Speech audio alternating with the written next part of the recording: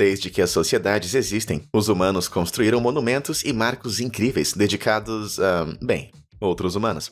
Alguns desses marcos existem há tanto tempo que realmente não pensamos muito nisso. Mas nem todo monumento estava destinado a ter a aparência que tem hoje. Projetos alternativos foram criados para quase todas as estruturas que você conhece. De uma versão gótica do Taj Mahal ao Monte Rushmore com o rosto de uma mulher e até designs bem malucos da Casa Branca.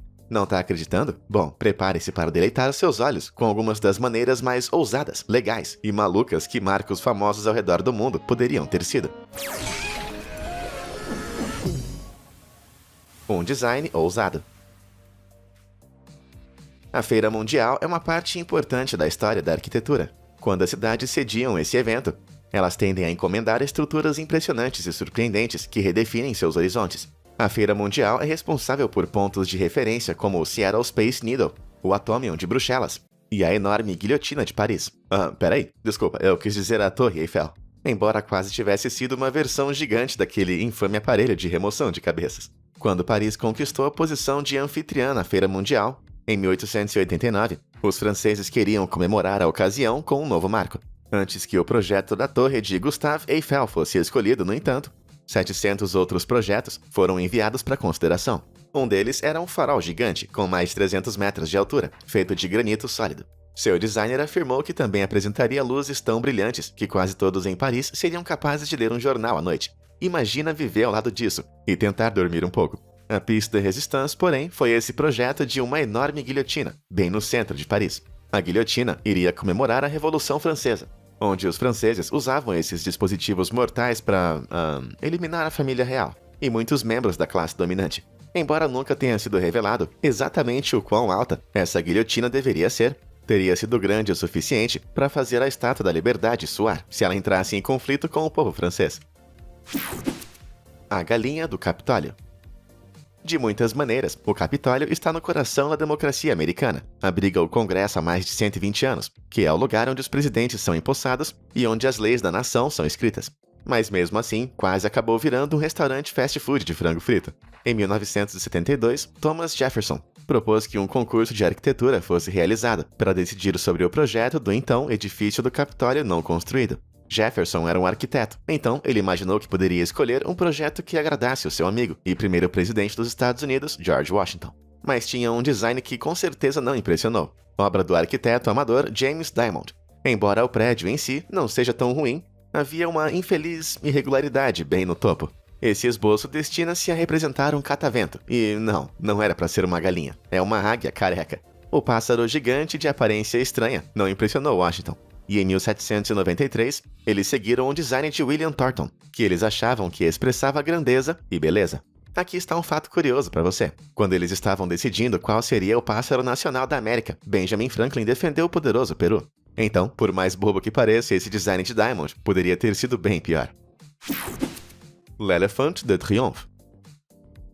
Vamos voltar para a sofisticada Paris. E não se preocupe, eles não estavam propondo nada maluco. Tipo construir uma cadeira elétrica gigante no lugar do Louvre. O Arco do Triunfo foi encomendado por Napoleão em 1806, para comemorar e celebrar as muitas vitórias militares da França. Bom, tecnicamente, as muitas vitórias militares de Napoleão. Foi concluído em 1836, e agora é um marco do espírito duradouro do povo francês, juntamente com o ego de Napoleão. 45 anos antes, no entanto, um projeto muito estranho foi lançado em seu lugar, l'Éléphant triomphal. Esse monumento de elefante absolutamente insano teria uma escada em espiral que levava à barriga do animal, juntamente com um complexo sistema de drenagem para que a água estivesse constantemente jorrando de sua tromba. Enquanto o elefante teria apenas 10 metros de altura, 40 metros menor do que o arco, ele teria uma decoração interior bem extravagante e até um jardim. Infelizmente, o projeto foi rejeitado pelo governo francês. No entanto, Napoleão pode ter se inspirado nesse design não utilizado, quando encomendou o monumento l'Éléphant de Bastille, que infelizmente nunca foi concluído. Teria sido construído a 15 minutos do Moulin Rouge Park, que também costumava apresentar uma estátua gigante de elefante. Da onde vem essa obsessão por elefantes de Paris, você pergunta? Bom, era apenas uma fixação no final da Renascença para os franceses, com os elefantes sendo reconhecidos como nobres e fortes. Dito isso, é incrível pensar que o horizonte de Paris poderia ter sido totalmente diferente do que é hoje em dia. Elefantes gigantes, guilhotinas gigantescas, parece mais como uma espécie de sonho estranho do que um horizonte. O Rushmore completo. O Monte Rushmore é dedicado a alguns dos presidentes mais importantes da América. O monumento levou 14 anos cansativos para ser concluído, com cada face esculpida na montanha, à mão, e medindo impressionantes 18 metros. Mas, tecnicamente, está feito apenas pela metade. O projeto começou em 1927, sob a supervisão de um homem chamado Goodson Borglum. Ele estava obcecado com a ideia de um monumento aos grandes homens da história americana, e originalmente queria incluir também os corpos dos homens na rocha, apenas no caso de alguém pensar que eles podem estar inapropriadamente sem camisa abaixo do pescoço. Borglum também planejava incluir toda a história da América, mas o Congresso acabou reduzindo o projeto, reconhecendo que Borglum estava exagerando. No entanto, após o início da construção, foi proposto que Susan B. Anthony, uma importante abolicionista e defensora dos direitos das mulheres, fosse adicionada ao monumento. Essa ideia era tão popular que um projeto de lei do Congresso foi escrito para incluir Susan, e a primeira-dama Eleanor Roosevelt até escreveu para o próprio Borglum, elogiando a ideia. Então, por que é que Susan não está na montanha hoje em dia? Bom, Borglum era meio antiquado e lutou com unhas e dentes contra a ideia de qualquer mulher aparecer em sua montanha muito viril. Mas esse não foi o único motivo. O monumento já havia levado 14 anos para ser esculpido, e adicionar Susan teria estendido a construção para 17 anos e meio. Incluir todos os corpos poderia ter dobrado esse tempo. E se eles quisessem incluir toda a história da América? Caramba! Acho que eles ainda estariam trabalhando até hoje. Mas e você, o que acha? Susan deveria ter sido esculpida também? E se você pudesse escolher qualquer outra pessoa para ser imortalizada no Monte Rushmore, quem seria? Elvis Presley? Michael Jordan? Hulk Hogan? Diz aí pra mim nos comentários abaixo. E também se inscreva para receber conteúdo incrível. Agora, o que temos a seguir? Enigma do Taj Negro. O Taj Mahal da Índia é um dos edifícios mais reconhecidos e amados do mundo, mas o seu mármore impecável esconde um segredo bem obscuro. Shah Jahan, outrora imperador mongol da Índia, era um grande amante da grande arquitetura e é responsável por algumas estruturas incríveis, como o Wazir Khan, e provavelmente o inspirador de Aladdin, Jama Masjid. Quando sua amada esposa, Mumtaz Mahal, morreu em 1631, Jahan ficou tão de coração partido que encomendou o seu maior projeto até agora, o seu mausoléu. Construído ao longo de 22 anos, o Taj Mahal é uma maravilha da engenharia e foi construído para ser completamente simétrico nos mínimos detalhes. É tão simétrico, na verdade, que muitos historiadores acreditam que o Taj Mahal está incompleto. Por quê? Bom, porque só existe apenas um. Entre 1640 e 1655, Jahan realmente começou a construção de um segundo Taj Mahal, do outro lado do rio. Esse Mahal teria sido idêntico ao primeiro em todos os aspectos, exceto por um. Em vez de mármore branco, teria sido feito de pedra negra, como breu. Isso aumentaria a bela simetria iniciada no original.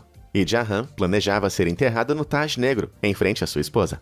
Infelizmente, após a sua morte, os filhos de Jahan estavam tão preocupados em lutar entre si pela herança do imperador que o projeto foi praticamente esquecido. Isso que eu chamo de um passado sombrio. #Torres. 11 de setembro de 2001 foi um dia muito sombrio para Nova York. Um ataque ao World Trade Center devastou as duas torres gêmeas de quase 548 metros e deixou uma grande marca na história americana. Por fim, foi decidido que um novo World Trade Center seria construído não muito longe do local original.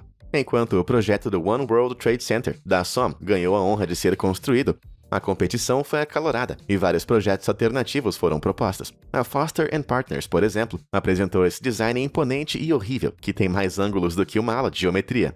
Shigeru Ban lançou esse design, que parece um edifício sem textura de um videogame, ou como se o Homem-Aranha tivesse acabado de dar umas voltinhas ao redor dele. A proposta que leva ao destaque, no entanto, tem que ser o design da Richard Meier & Partners. O projeto RMP teria apresentado não uma, nem duas, mas 5 torres, cada uma com mais de 300 metros de altura. Além disso, cada torre seria conectada à próxima por meio de uma série de pontes de arranha-céus, fazendo com que parecessem uma série de enormes hashtags. Eles até reconheceram isso, mas argumentaram que o sinal promove harmonia, estabilidade e dignidade. Obviamente, eles escreveram isso antes do Twitter existir, não é mesmo? Lincoln Ziggurat. Quando você imagina o Memorial de Lincoln, o que vem à sua mente? É provável que sejam palavras como estoico, orgulhoso e digno, não é mesmo? Acho que você não pensa em horrível, imponente e nem oculto. Bom, isso é porque eles não escolheram um dos designs rejeitados, que eram todos muito malucos. Um apresentava uma pirâmide gigante de aparência egípcia antiga, enquanto o outro era um edifício de estilo grego antigo, do Partenon.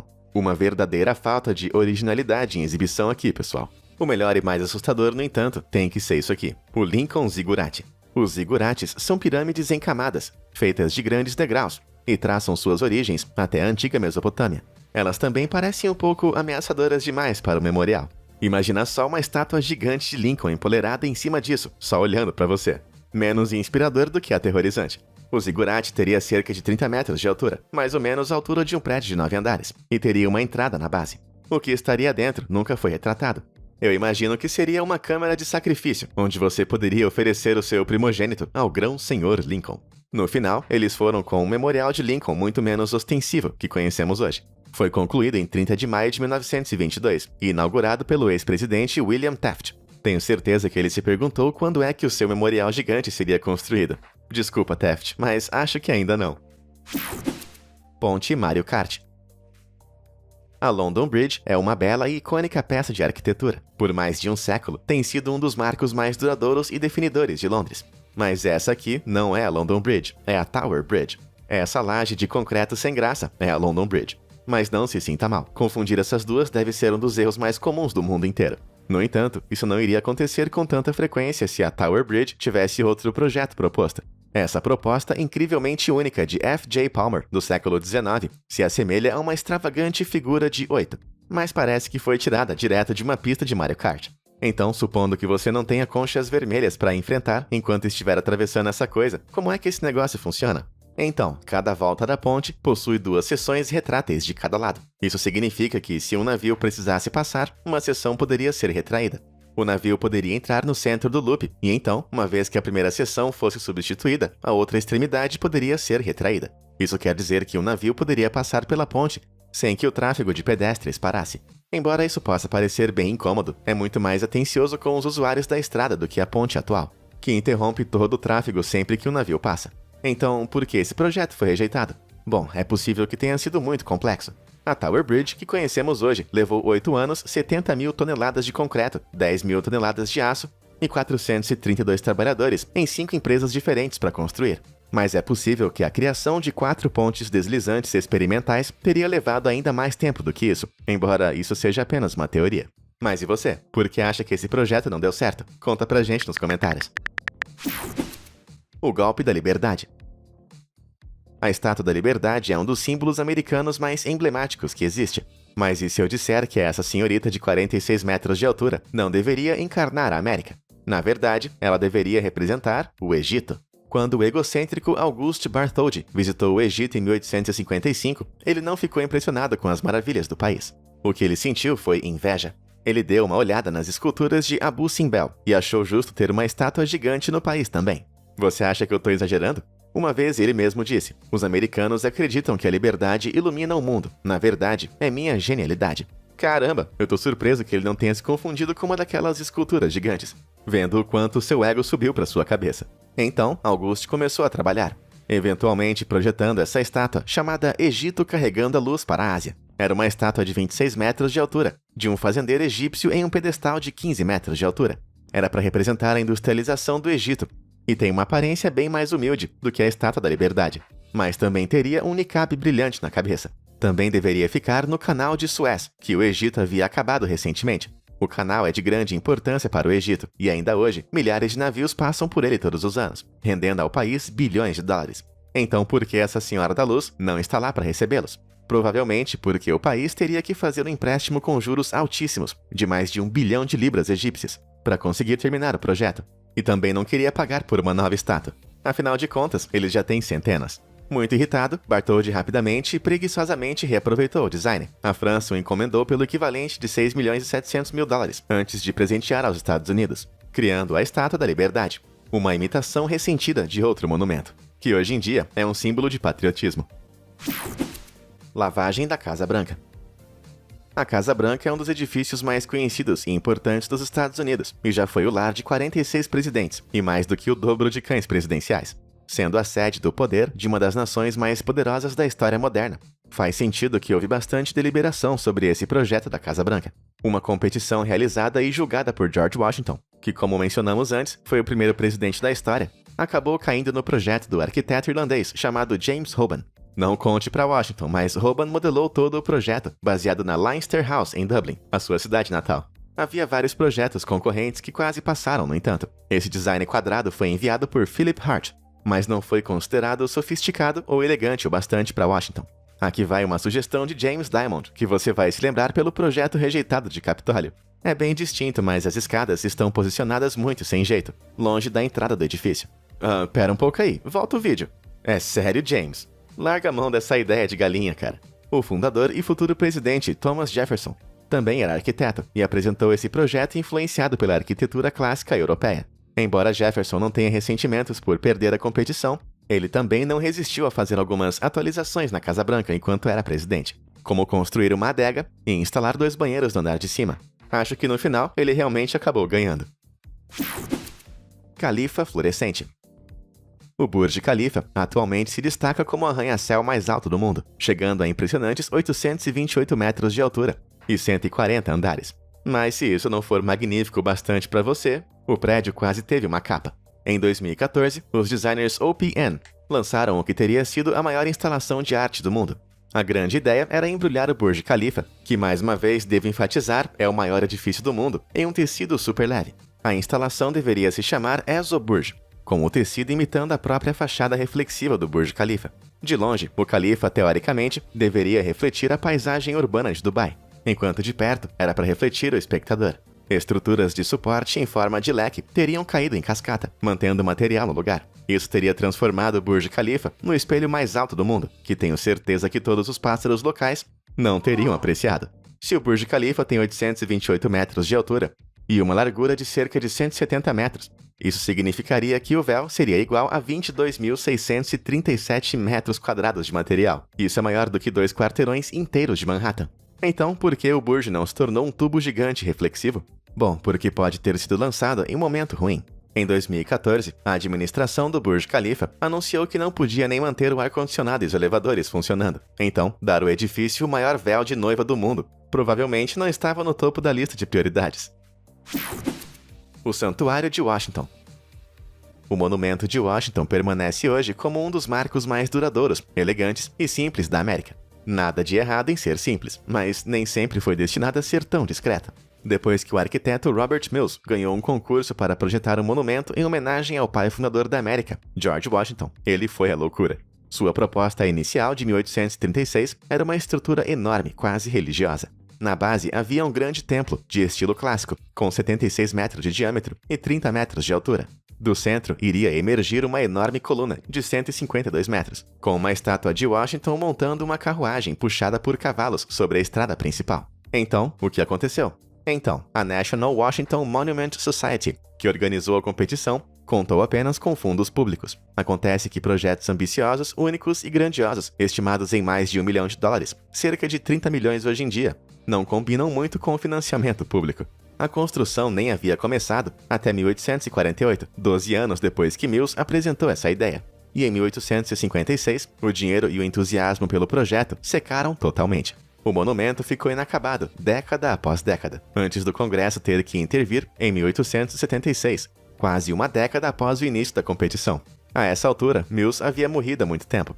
E acho que foi melhor assim. Quando o Congresso assumiu o projeto, eles reduziram o projeto de Mills à coisa mais barata que poderiam chamar de trabalho finalizado. Embora esteja agora com impressionantes 169 metros de altura, ainda 14 metros menor do que Mills imaginou. Bom, comparado ao que poderia ter sido, o monumento de Washington hoje em dia parece mais com um palito de dente de Washington. Casa do Perigo de Sydney. A Sydney Opera House é um dos edifícios mais conhecidos do mundo. Amando ou odiando, não há como negar que esse design é bem distinto, memorável e totalmente único. É por isso que é tão bizarro saber que não só poderia ter sido diferente, como era quase o oposto do edifício que conhecemos hoje. Em 1956, o concurso internacional para projetar o Opera House foi aberto, e o vencedor foi um arquiteto dinamarquês chamado Jorn Utzon, mas um arquiteto americano chamado Joseph Marzella ficou em segundo lugar com esse projeto. Seu design apresentava ângulos agudos, dando uma sensação muito mais poderosa e intimidante. Mas será que combina com uma ópera? Bom, é bem interessante que eles seguiram o design que fizeram. A ideia de Utzon na competição foi tão ousada quanto a de Marzella, mas parecia mais leve, mais livre e mais divertida. No entanto, se olharmos para os dois designs lado a lado, não sei se o design atual poderia ficar ainda mais leve ou fofo. A menos, é claro, que fosse feito de massa de pão, embora isso fosse deixar a acústica horrível.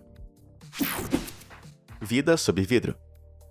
Os anos 60 foram uma época de grandes mudanças nos Estados Unidos. A música estava ficando mais experimental, os jovens estavam virando hippies, e supervilões malucos tentavam envolver as cidades em globos de vidro gigantes.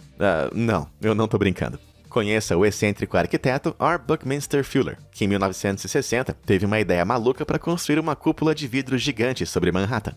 Essa cúpula teria sido feita de vidro reforçado com arame e à prova de estilhaços. Em sua altura máxima, a cúpula de Fuller teria alcançado 1,6 km no ar, e se estendia da Rua 62 até a Rua 22, totalizando 2,9 km. Na visão de Fuller, a cúpula iria se parecer a um hemisfério brilhante e espelhado por fora. Na minha opinião, parece mais um perigo em potencial. Mas então, quais seriam os benefícios de uma vida sob a cúpula?